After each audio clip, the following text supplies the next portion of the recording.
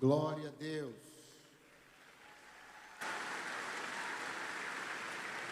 Glória a Deus. Queridos irmãos, ainda boa tarde. Paz seja com todos vocês da parte do Senhor Jesus. Que bom estarmos juntos mais uma vez para continuarmos servindo ao Senhor com alegria e reunidos na certeza de que Ele está conosco, está entre nós.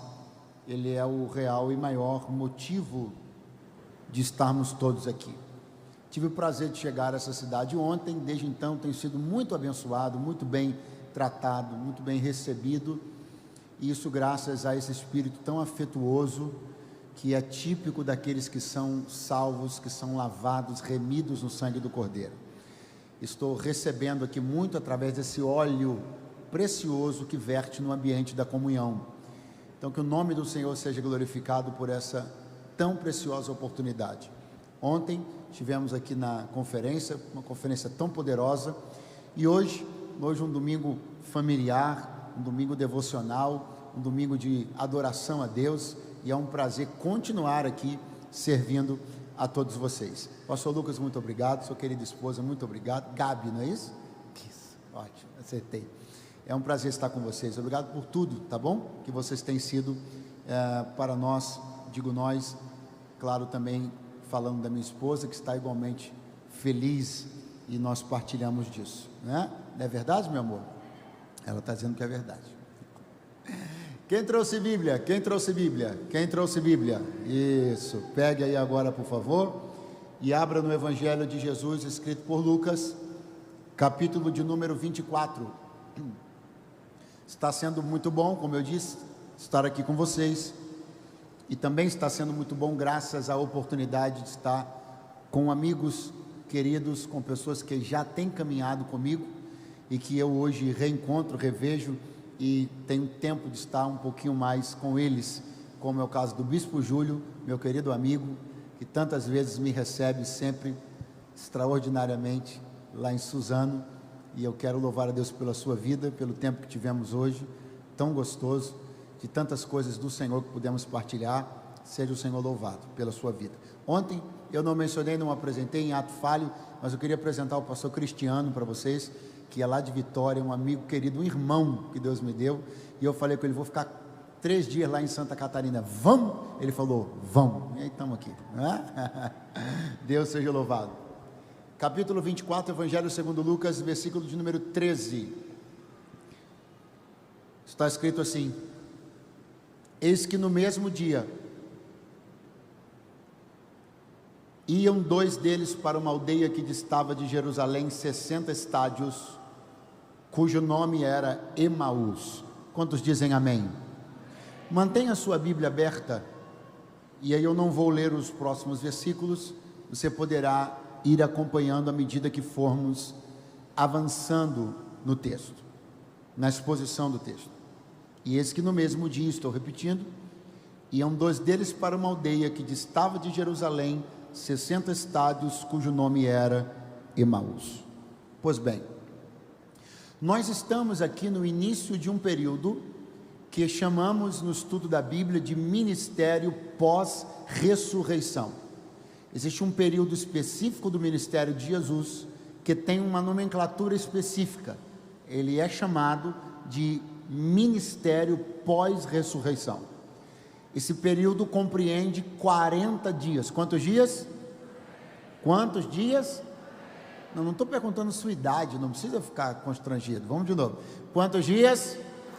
Glória a Deus. Então, esse período que compreende 40 dias, ele dá conta do dia, obviamente, da ressurreição até o dia da assunção de Jesus. Então, esses 40 dias, Jesus esteve com algumas dezenas de pessoas, em alguns encontros muito chaves, alguns encontros muito importantes, que deram conta de dar algumas últimas instruções, aparar algumas últimas arestas e cuidar da fundamentação final da igreja que seria iniciada através do colégio apostólico.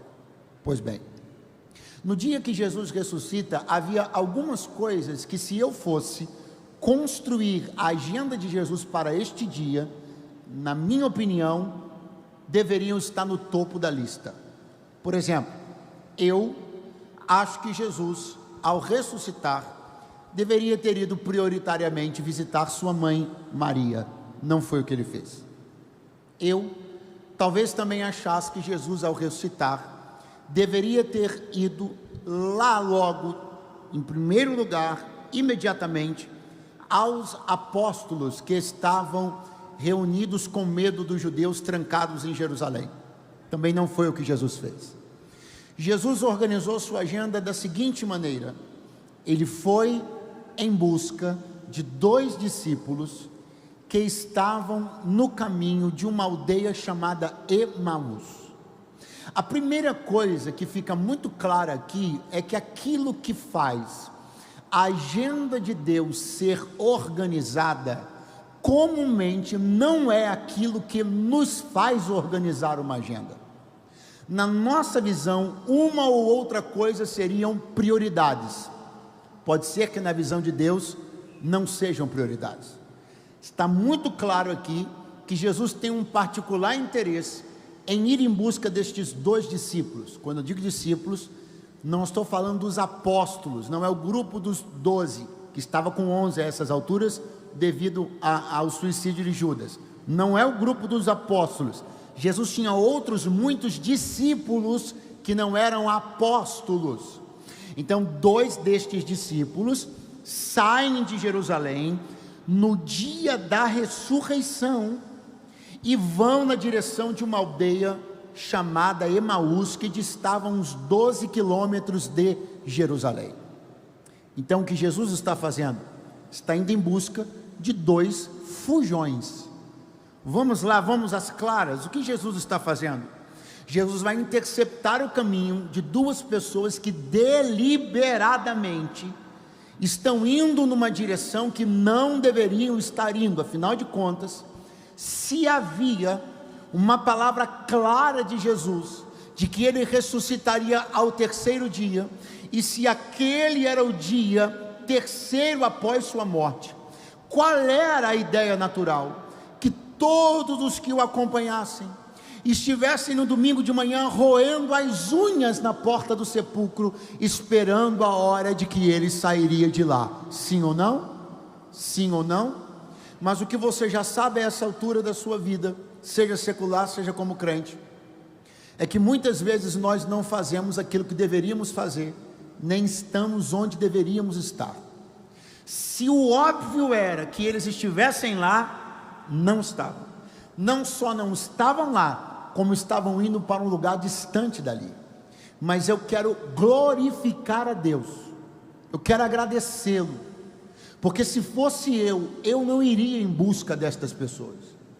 Se fosse eu não me empenharia tanto por elas.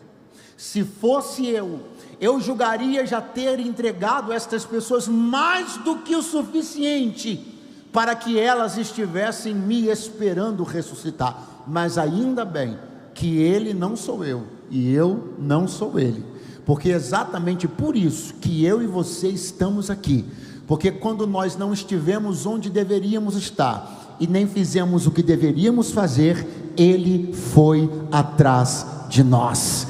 Eu queria que você tirasse pelo menos 5 segundos para agradecer a Deus, porque a despeito da sua insistência em fazer o que é errado, ele tem buscado convencer você de fazer o que é certo, e a prova de que isso está funcionando é que hoje você está aqui na noite desse dia. Quantos dizem amém esta noite? Uma promessa será liberada por Jesus. Pergunte qual? Ficar em Jerusalém até que do alto sejais revestido de poder. Essa promessa já foi liberada aqui na altura desse texto? Não, ela ainda será. Se eles forem para Emaús, não vão ouvir a promessa. Não ouvindo a promessa, muito menos participarão do cumprimento dela. Então os esforços do Espírito Santo estão acontecendo exatamente agora, no sentido de interceptar pessoas que estão em direções erradas, porque você precisa estar num lugar onde uma promessa será liberada e num lugar onde uma promessa será cumprida. Eu estou crendo aqui que esta é uma noite onde o Senhor nos atrairá de volta ao lugar onde grandes e preciosas promessas vão ser liberadas. Por quê, pregador? Porque liberadas elas serão com você ou sem você, cumpridas elas serão com você ou sem você, mas os céus e a terra estão hoje dizendo: vai ser com você. Elas acontecerão independente de nós, mas eu creio que melhor será se nós estivermos lá para vivê-las. Graças a Deus. Pastor, para onde eles estão indo? Vamos lá. Estão indo para uma aldeia chamada Emaús. Diga comigo, Emaús. Muito fraco, diga Emaús. Vire todas as páginas da Bíblia para trás, você não vai achar a palavra Emaús. Vire todas as páginas da Bíblia para frente, você não vai achar a palavra Emaús. Essa aparição singular de Emaús ensina-nos uma lição do surgimento único de fatores, circunstâncias e pessoas para atender um único propósito: tirar você do lugar onde Deus quer que você fique. Existem pessoas que aparecem na sua vida uma única vez com um único propósito: tirar você do lugar que Deus quer. Existem circunstâncias que têm uma aparição única na sua história, só para tirar você do lugar onde Deus quer. Muito cuidado com esses surgimentos repentinos, com essas aparições repentinas. Eu lembro-me que, quando o profeta Natã contou uma parábola para trazer a Davi a consciência do seu pecado, veja como Natã construiu a parábola. Ele disse: olha, havia um homem que possuía muitas ovelhas, e havia um outro que não possuía quase nada. Estou aqui, uma única ovelha, estou aqui parafraseando. E de repente, contou Natã para Davi, apareceu um viajante. Diga para o seu vizinho: surgimento repentino. Não, horrível, vai de novo, surgimento repentino.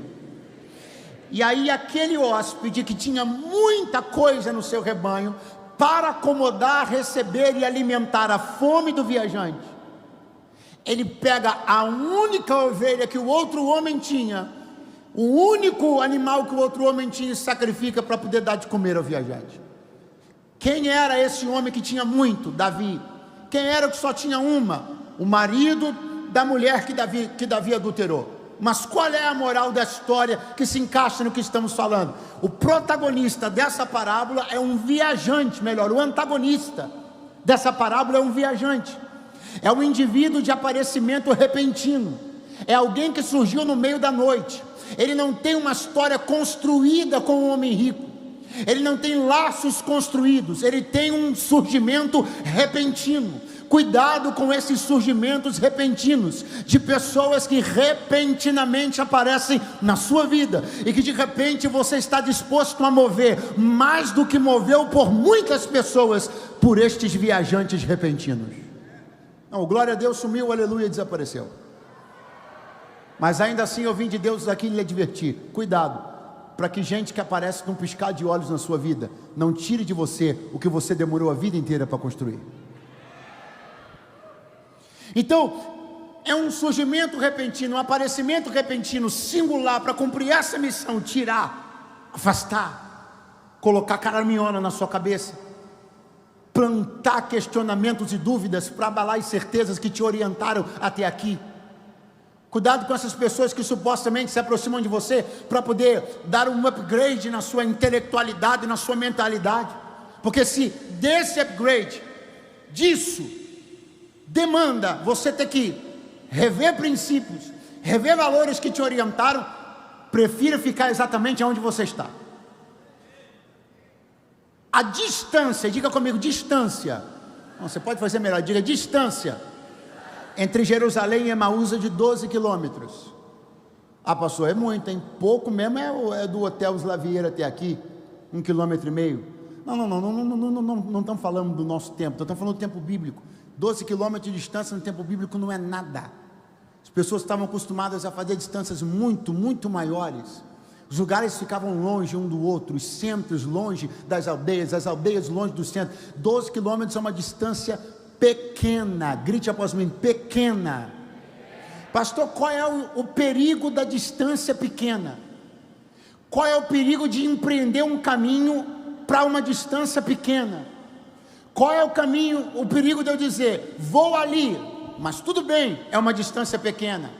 Qual é o perigo de eu dizer, vou sair de Jerusalém, mas é uma distância pequena? O perigo é esse: se você sai de Jerusalém, toda distância torna-se mortal. Não existe distância pequena. Se Jerusalém é o lugar onde Deus me plantou, se Jerusalém é o centro da devoção, é o lugar da fé, é o lugar da comunhão, 1 metro longe dela já é uma distância desgraçada. Você não tem ideia da quantidade de pessoas que planejaram se distanciar rápida e curtamente e não voltaram até hoje. Porque a gente pensa que enquanto tem o altar em vista, a gente consegue retomar o caminho com facilidade. Então eu vou me distanciando de Jerusalém, não, mas eu estou vendo o altar, daqui a pouco eu volto. Eu estou me distanciando de Jerusalém, não, mas eu ainda estou vendo o altar, daqui a pouco eu volto. Não é a sua capacidade de ainda enxergar o que Deus está fazendo em Jerusalém que garante o seu caminho de volta. Quando você decidiu se ausentar, decidiu assumir o risco de nunca mais voltar. É por isso que Deus me trouxe hoje aqui para dizer, só existe segurança em uma coisa, na permanência. Não existe segurança na distância. Não saia do seu lugar.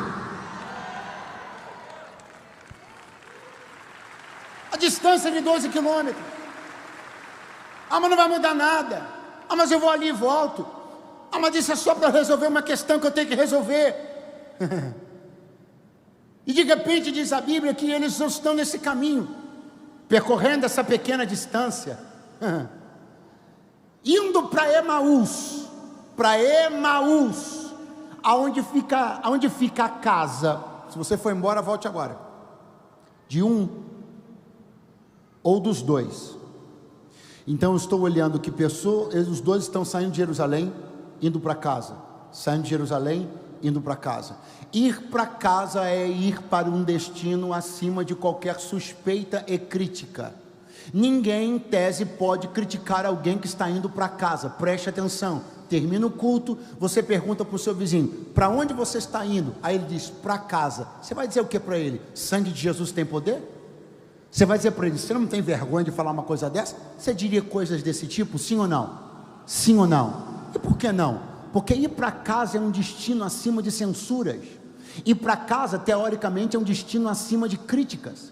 Só que Jesus, eu disse Jesus, aquele que não critica por criticar, não fala por falar, não censura por esporte, Jesus vai censurar a ida deles. E aí eu descubro uma coisa, pergunte qual? Que as decisões que você jura de pé junto, que estão acima de qualquer suspeita, podem não passar no crivo de Deus. Existem coisas que você acha que é inadmissível ser questionado por estar fazendo elas, e Deus me trouxe hoje aqui para perguntar para você, para dizer para você, depende da régua com a qual você está medindo. Pode ser que para a sociedade todo mundo bata palma, pode ser que a família toda esteja achando uma grande ideia, mas pode ser que para Deus isso seja uma desgraça. Deus me trouxe hoje aqui para dizer, você tem defendido veementemente algumas decisões que você tem tomado, você tem argumentos, você tem subsídios, você diz, eu estou indo porque eu vou melhorar de vida, eu estou fazendo isso porque estou objetivando uma promoção, eu estou negociando esse valor, mas é porque eu preciso adquirir isso ou aquilo. E Deus me trouxe para dizer, as regras deste mundo não cabem na minha mente e nem no meu coração. Pode ser que o que está sendo aplaudido por todos esteja gerando lágrimas no Espírito Santo. Jesus se aproximou deles no caminho e perguntou, por que vocês estão tristes? Qual foi a pergunta que Jesus fez? Não, horrível, vai de novo. Qual foi a pergunta que Jesus fez? A pergunta não é, vocês estão tristes? Não. A pergunta é, por que vocês estão tristes? Então Jesus não está procurando saber se eles estão. Jesus está perguntando por que eles estão. Pastor, o que isso quer dizer? O que eu quero dizer é que está claro que Jesus já atestou o sentimento que toma conta do coração deles. Eles estão tristes. É possível para alguém que simplesmente topa com eles no caminho perceber que eles estão tristes. É possível para alguém olhar nos olhos deles e atestar que eles estão tristes. É possível para alguém que percebe o tom da voz deles atestar que eles estão tristes, mas ainda assim estão caminhando numa direção, e ainda assim são capazes de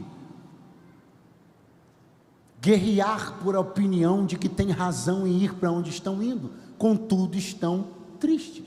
Então é muito simples o que eu quero que você compreenda. A pergunta é: se há tanta legitimidade na decisão que você tomou, por que você não tem paz com ela? Se você está tão certo na decisão que você tomou, por que você não tem conseguido dormir bem? Se você tem tanto direito de fazer o que você fez, então por que isso te roubou a alegria? Tem alguma coisa que não está batendo. Seus pés estão indo numa direção, seu discurso defende sua decisão, mas seu coração prova que você sabe que está errado. Por que vocês estão tristes? E sobre o que vocês estão conversando? Qual é o assunto de vocês? A Bíblia diz que eles estavam perguntando coisas um para o outro, procurando respostas um no outro, acerca daquilo que lhes inquietava e lhes confundia. Pergunte o quê? Jesus, varão poderoso em palavras, um professor, um mestre de grande sucesso, a qual reputávamos que fosse o Messias, prometeu que ressuscitaria, até agora nada, não reagiu quando foi preso, esperávamos que reagisse até o último momento da crucificação, não reagiu, o Império Romano continua de pé, César ri de nós, Pilatos debocha de nós, e nós estamos aqui nessa. Então nós fomos embora por isso. Só que no caminho eles estão tentando entender mais profundamente o que foi que aconteceu. Eu imagino perguntas como, por exemplo: ei, você acha que estávamos errados o tempo inteiro? E o outro dizia: eu acho que não, eu acho que ele até era um homem de Deus, vai ver, só não era quem a gente pensava. Mas veja bem, e naquele dia, tu não achou alguma coisa? Então eles estão perguntando coisas um para o outro, eles estão ali tendo uma discussão especulativa sobre fé, sobre graça, sobre o ministério de Jesus. Estão ali com Jesus como um assunto, como um, não, essa palavra tem que ser dita bem alto, como um, o que Jesus é ali naquele momento para eles? Você percebeu? Que ao decidir sair da posição que não deveriam, eles foram reduzidos a ter Jesus de companhia, para ter Jesus como assunto. Um grande declínio que o homem experimenta é quando ele perde a presença de Jesus e passa a ter de Jesus apenas um assunto.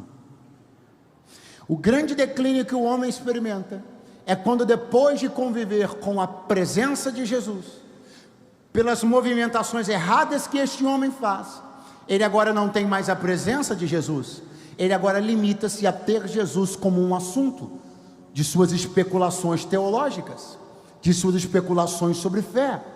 Enquanto que o ideal que Deus deseja não é que Cristo seja para nós um mero assunto, mas que seja para nós uma poderosa presença. O que Jesus fez? Se aproximou e começou a caminhar com eles, e uma coisa já está sendo restaurada. O que, pastor?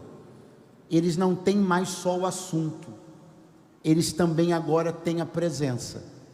Embora não estejam percebendo, seus olhos estão como que cobertos, não podem discernir que é Jesus que está ali, não ainda, mas algo está acontecendo. Presença declina para assunto, assunto está começando a voltar para a presença. Deixa eu me dizer uma coisa muito séria para você. Você não tem ideia. Você não tem ideia das pessoas que já usufruíram da presença de Deus poderosamente em suas vidas, mas pelas decisões que tomaram, pelas direções que optaram, Hoje Jesus para estas pessoas é apenas um mero assunto.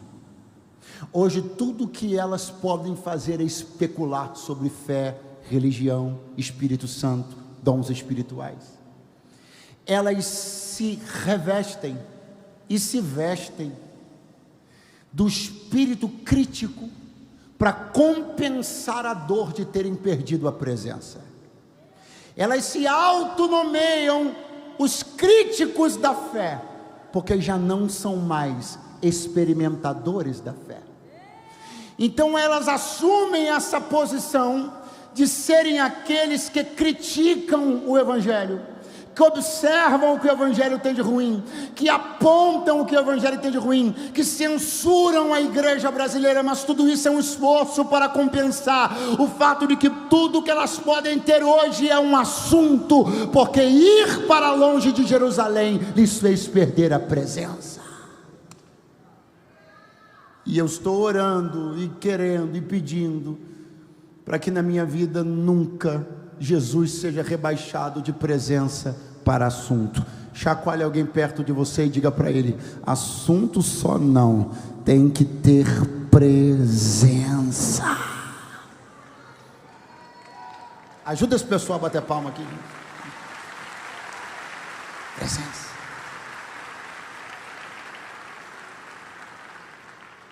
O que vocês estão conversando? Aí, irmão, que pergunta é essa que você está fazendo?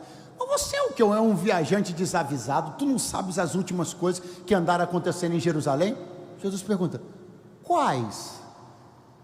Essa pergunta quais não é cinismo de Jesus. Essa pergunta quais é uma oportunidade de que eles exponham a razão que os fez saírem de seus lugares. Essa pergunta quais não é teatralidade de Jesus. Essa pergunta quais é Jesus dizendo assim: todo homem que afirma ter uma razão para ter deixado Jerusalém, eu pergunto para ele: me diga qual a sua razão. Hoje Jesus me mandou perguntar para algumas pessoas aqui: diga aí, qual é a razão que fez você deixar o que você deixou, abandonar o que você abandonou, desistir do que você desistiu? Qual razão você teve para fazer suas malas e sair do centro da vontade de Deus rumo a aventuras nas aldeias singulares da sua vida?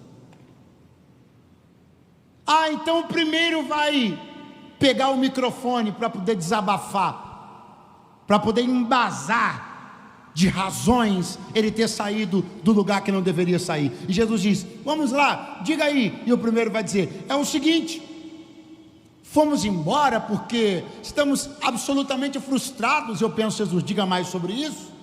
E ele dizendo: estamos altamente decepcionados. E Jesus diz: ok, fale mais sobre isso.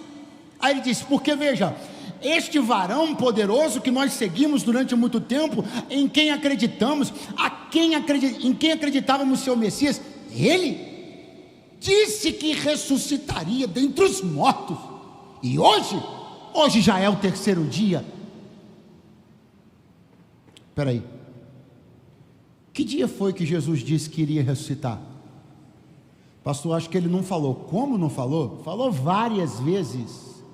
Falou por parábolas, metáforas, e falou literalmente que ressuscitaria não no primeiro, nem no segundo, nem no quarto, e no terceiro. Então eu pergunto de novo: que dia Jesus disse que iria ressuscitar? E eles estão dizendo assim, um deles está dizendo assim: falou que ia ressuscitar, e hoje é o terceiro dia. O discípulo do caminho de Emaús, deixa eu falar um negócio para você: se hoje fosse o quarto dia, eu me juntaria contigo, a gente criaria um grupo no WhatsApp só para poder falar mal de Jesus. Se hoje fosse o quinto dia, a gente criava uma comunidade no Facebook só para poder chorar nossas pitangas e mágoas. Só que hoje não é o quarto nem é o quinto. Você acabou de abrir a boca para dizer que hoje é o terceiro. E se ele prometeu que ressuscitaria ao terceiro dia, então até 18 horas, que é a hora que o dia vira para o judeu, você tinha que estar de boca calada, porque você não pode reclamar de atraso que você não pode provar. A promessa ainda está em seu pleno prazo de vigor. Aleluia, glória a Deus. Tá bom, você já falou, fala você, por que você foi embora? Quais são suas razões? Aí ele, agora segura aí, hein? Agora o senhor segura aí, que agora o senhor vai entender que isso aqui não é fricote de crente não, a gente foi embora porque tem razão. Jesus diz, fala aí qual é a razão. Seguinte, o senhor não vai acreditar não. Jesus fala, sabe as mulheres crentes do ministério, sim, foram no sepulcro hoje de manhã. Jesus, chegaram lá, Jesus, não tinha ninguém, o sepulcro estava vazio. Não, peraí. Então, repete para mim, qual é a razão que fez você desistir de tudo? Porque as irmãs da igreja foram lá e o sepulcro estava vazio. Então você queria o quê? Você queria que ele estivesse lá dentro, começando a feder e entrar em estado de putrefação? É claro que não tinha ninguém lá, porque o que ele disse absolutamente ele cumpriu. Inclusive as mulheres não te contaram que tinha um anjo sentado na pedra e que perguntou: por que procurais o vivente no meio dos mortos? Ele não está aqui.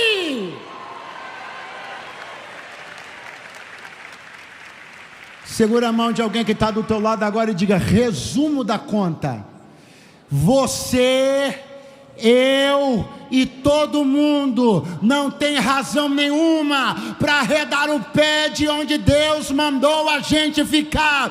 É tudo chororô, é tudo conversa que não se sustenta. Continue no seu lugar e não alimente desculpas que não vão justificar a sua saída.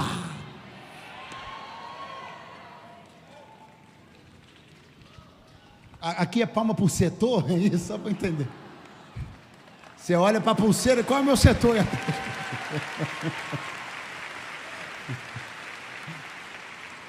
Brincadeira, gente.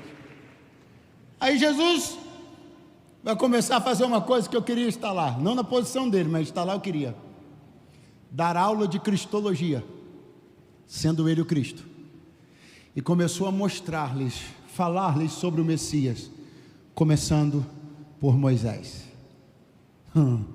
apontando, direcionando, mostrando, e andando, e mostrando, e andando, e mostrando, e andando, e mostrando, até que quando eles estão chegando em Emaús, a noite está caindo. Jesus olha para eles, e já estão encerrando, e diz assim: melhor, desconsidere, voltando. Estão chegando, a noite caindo, e a Bíblia diz assim, presta atenção: e fez Jesus como quem ia embora. Vou repetir: e fez Jesus como quem ia embora. Agora eu pergunto e você responde: ele foi embora? Foi embora? E fez Jesus como quem ia embora. Ele foi embora? Pastor, o que é isso? Isso é você e uma pessoa num restaurante almoçando, pede-se a conta, paga-se a conta, chave do carro na mão. A pessoa que está almoçando com você já foi embora? Ela já foi embora ou ainda está ali? Mas o que está claro? O que está claro? Se você está desejoso de que ela fique, sua hora de agir é essa. Porque há todo um cenário que inspira uma ideia, a partida está próxima. Então, quem está interessado na presença que se manifeste agora?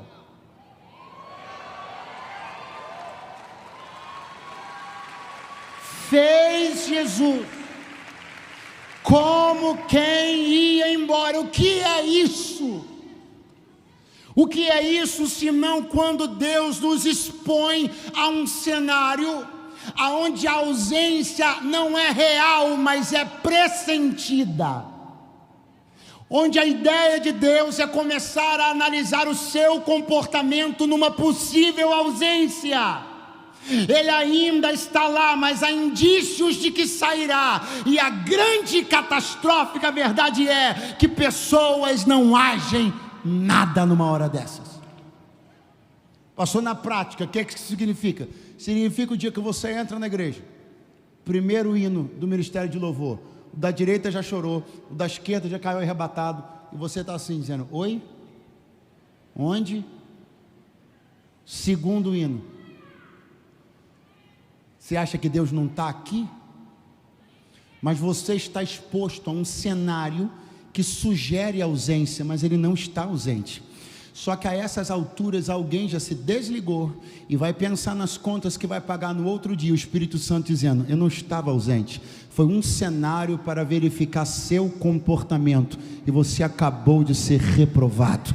Dobra os joelhos. Primeiro minuto da oração, parece que nem do teto rebaixado de gesso da sua casa a oração está passando. Então é melhor desistir. E o Espírito Santo: eu não estava ausente, expus você a um cenário que inspirou a ausência, mas não era ausência, era para você ter insistido, ter clamado, desejado, ter pedido, ter batido na porta, ter insistido, e o céu se abriria.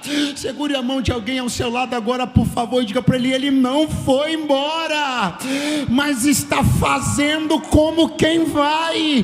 Como é que você se comporta dentro disso? Clame desesperadamente para que aquilo que é um indício não se torne uma realidade, porque se Ele está presente, tudo tem sentido, mas se Ele sair, o sentido da vida vai com Ele. Não. Fica. Entra na nossa casa. Jesus olha e diz: eu vou. Me chamaram, eu vou. Entra em casa.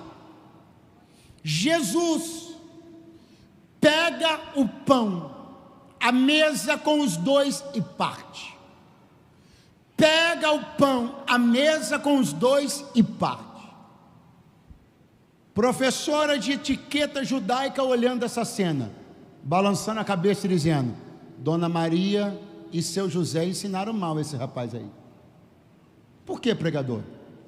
Porque é básico do protocolo de refeição judaico. Convidado não mete a mão no pão para partir. Uma pessoa tem autoridade para partir o pão da mesa numa refeição: o dono da casa.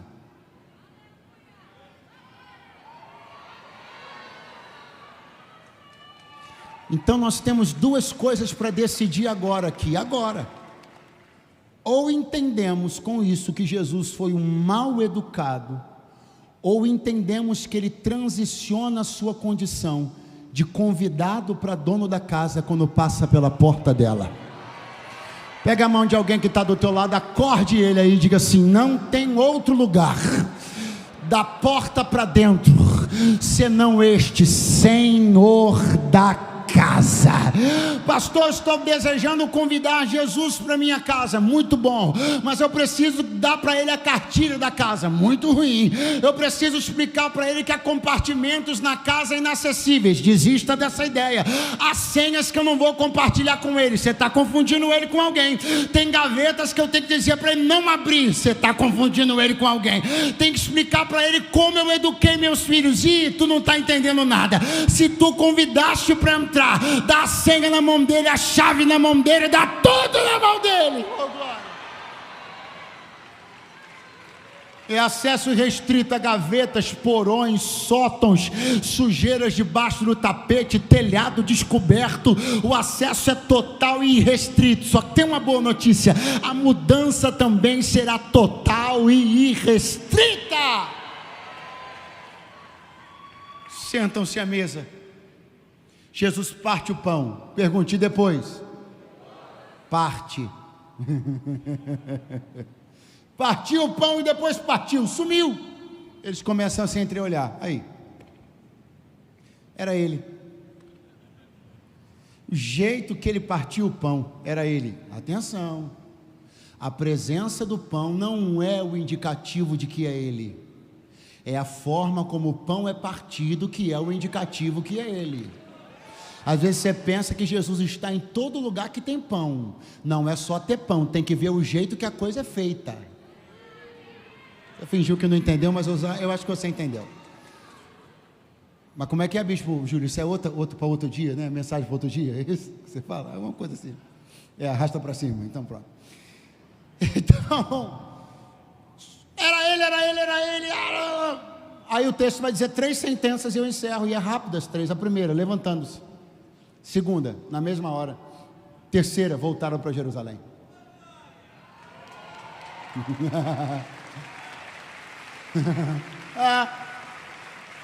Primeira sentença, diz comigo, levantando-se.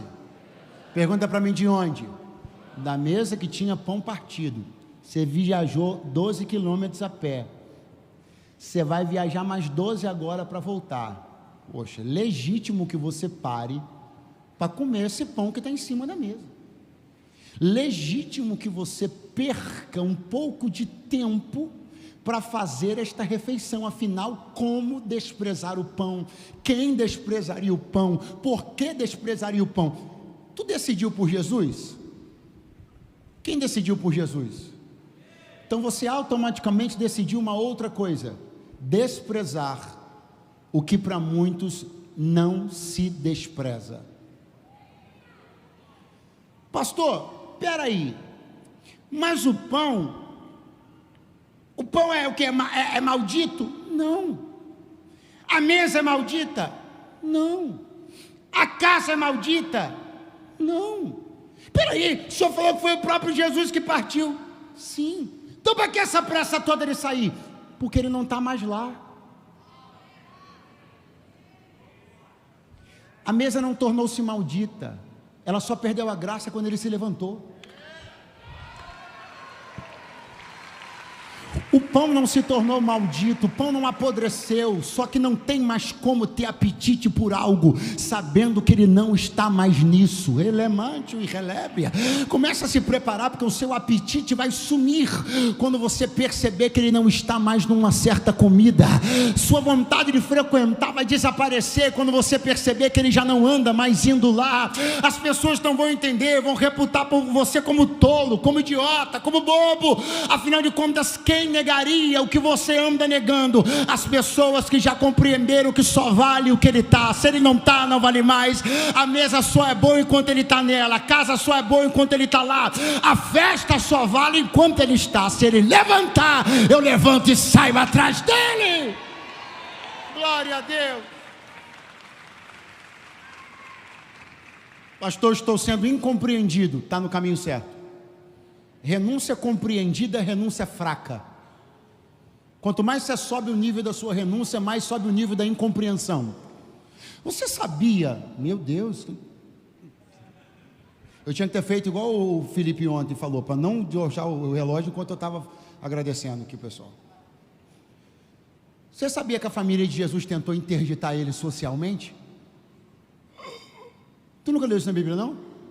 A família de Jesus, sabe intervenção social? Quando a pessoa, os pais olham e dizem assim, tá doido, chama um médico, juridicamente, não posso falar besteira aqui que tem gente da área, vai lá fazer uma intervenção no cara. É legítimo esse processo? Acontece? É? Ok. Você sabia que a família de Jesus tentou fazer isso com ele? Tu nunca leu isso na Bíblia, não? É. Vou te contar. A Bíblia diz que Jesus entrou numa casa e começou, expulsa demônio, cura enfermo, expulsa demônio, 1, 2, 3, 4, 5, 6, 7, 8, 9, 10, 11 horas, os discípulos, Senhor, tem pão aí, o senhor não quer comer? Minha comida é fazer a vontade do meu Pai. Manhã, tarde, noite, madrugada, entra demônio, entra legião, e vai. Diz a Bíblia, então, sua mãe é a irmã Maria. Ei, eu estou falando da irmã Maria. Sua mãe e seus irmãos saíram para quê? Dar parabéns pela renúncia? Não, para o prenderem. Interdição social. Tá doido? Nem come mais? Tá maluco? Vamos interditá-lo socialmente para ele poder recuperar a razão. A irmã Maria, ela que ouviu do anjo Gabriel, salve agraciada, Deus é contigo, bendita és vós entre todas as mulheres, bendito o fruto do teu ventre. A irmã Maria não entendeu a renúncia de Jesus. Se até a irmã Maria não entendeu a renúncia de Jesus, eu fico espantado que você está querendo que aquele atribulado, aquele seu colega de trabalho, bata a palma para a sua renúncia. A irmã Maria não entendeu a renúncia de Jesus, e o oprimido do seu colega de faculdade, você acha que ele vai dizer o que é isso aí, mano? O negócio agora mesmo é castidade, celibato, Deus está nessa parada até o casamento. Ah, você está brincando comigo, cara. Você espera aplauso de renúncia, você até crente maduro anda se escandalizando com o nível de renúncia de algumas pessoas. E levantando-se, deixou pão, deixou medo, na mesma hora. Eu gosto dessa equivalência. Diga comigo, na mesma hora. Por que você está falando a palavra equivalência, pastor? Porque o texto começa assim: e eis que no mesmo dia. Quando Jesus foi atrás dele, no mesmo dia. Quando é que eles voltaram? Na mesma hora. Porque é muito intrigante. Vai ficando de pé, por favor. Isso, que aí você me pressiona a acabar. Glória a Deus.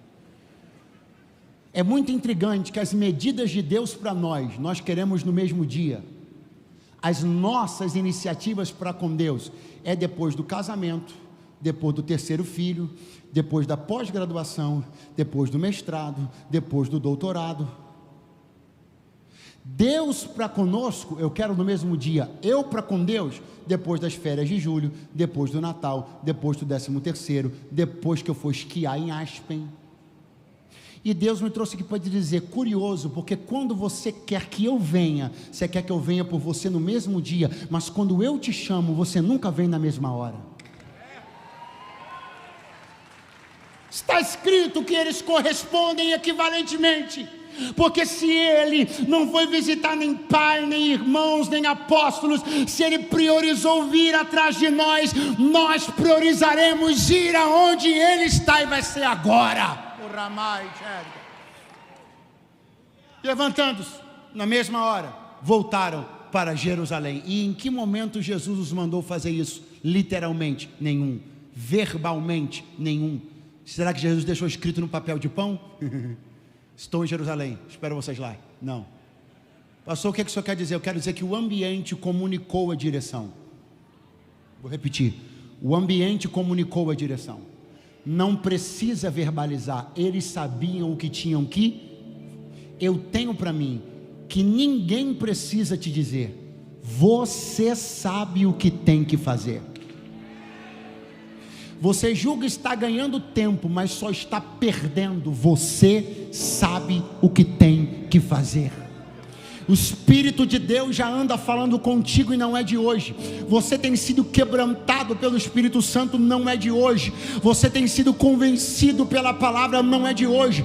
Você está apenas construindo desculpa em cima de desculpa para não fazer o que você sabe que tem que fazer. O lugar é definido em Jerusalém. É o centro da devoção, é o altar de Deus, é o lugar da comunhão, é o lugar da intimidade, é o lugar da presença. Ele está lá, esperando você. A única pergunta é, se você perde mais uma semana, mais um mês e mais um ano da sua vida, ou se você levanta, hoje, na mesma hora, e corre na direção que Ele está te esperando. Aqueles que pretendem retardar ainda mais este processo, só posso lamentar. Mas para aqueles que estão me ouvindo e que sabem que Jesus está esperando você há muito tempo, seja para uma primeira decisão de fé, ou seja para uma reconciliação de fé, eu convido você a agora sair do seu lugar, na mesma hora, de mãos levantadas, e vir até o altar, porque eu quero orar por você. Sai agora do seu lugar, é na mesma hora. Você que nunca fez uma aliança com Jesus dentro de uma igreja evangélica, saia do seu lugar e venha aqui entregar a sua vida para Jesus agora. Uma mão levantada, alguém está caminhando para cá. Você que está afastado de Jesus e da igreja, você sabe que tem que voltar, saia do seu lugar. 2, 3 e 4, 5 e 6 pessoas, vem para o altar. 7 e 8, venha, estou esperando você aqui, a igreja espírito de oração e súplica, Ele está esperando você. Eu vim do Rio de Janeiro para falar com você. Esse culto está acontecendo porque Deus te ama com amor profundo. Não existe nenhuma única razão para você tardar mais em decidir. O dia é hoje, a hora é agora. Levante-se e venha. Pastor, mas e o pão? Que pão? Mas e as satisfações que eu tenho que dar? Que satisfações? Deixa tudo e venha entregar-se a Ele. O Rimicalamacheia. Oh, aleluia. Cadeias estão sendo quebradas agora, nesse momento. O Senhor está me dizendo: eu estou partindo algemas das mãos e cadeias dos pés. Pastor, hoje eu estou aqui desde quarta-feira na conferência, não consegui. Todo dia eu sinto meu pé pesado, eu não consigo sair do lugar.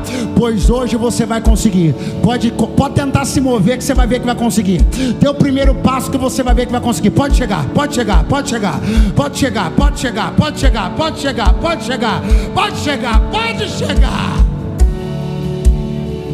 Oh, aleluia. Oh, aleluia.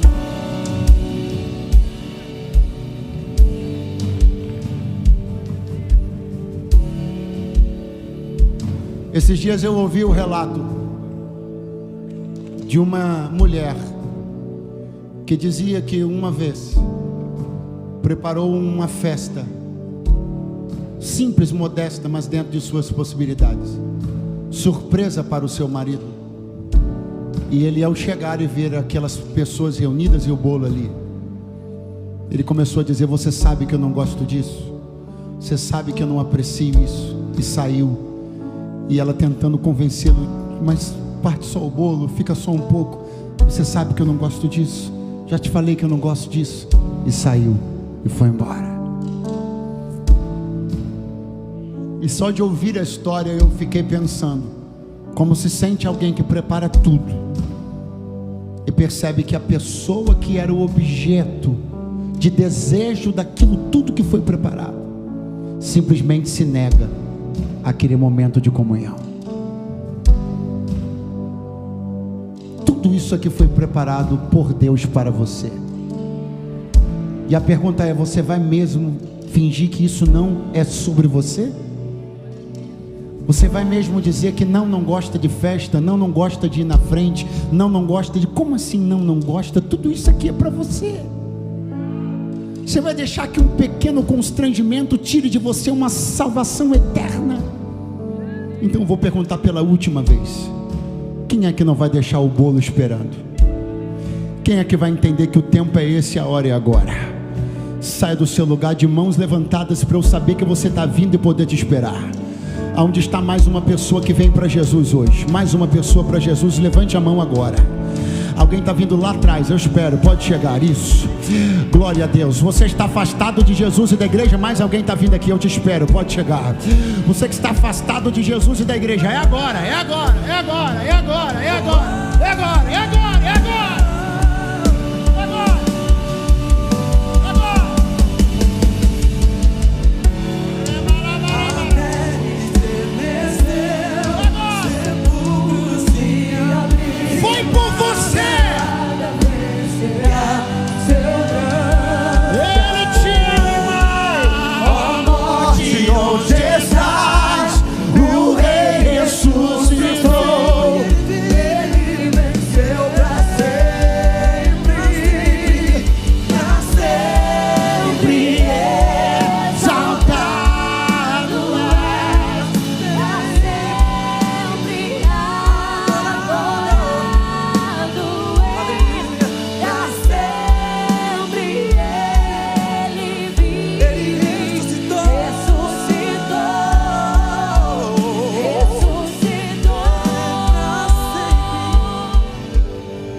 Eu vou repetir a frase que está escrita lá na parede da igreja: Jesus ressuscitou por você.